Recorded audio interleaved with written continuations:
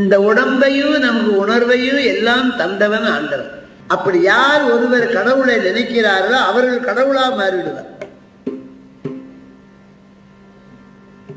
சந்தேகம். ஆகையினாலே மனிதன் தெய்வமாகலாம் கடவுளை நினைப்பதனாலே.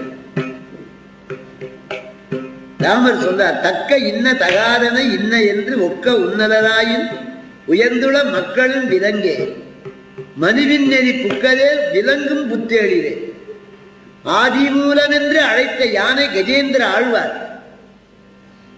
சீதையின் துன்பத்தை தீர்த்த ஜடாயு பகவான். இன்னைக்கு ஆராதனை நடக்கிறதே தியாக பிரம்மம்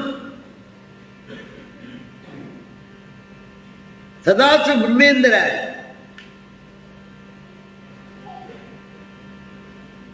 எல்லாரும்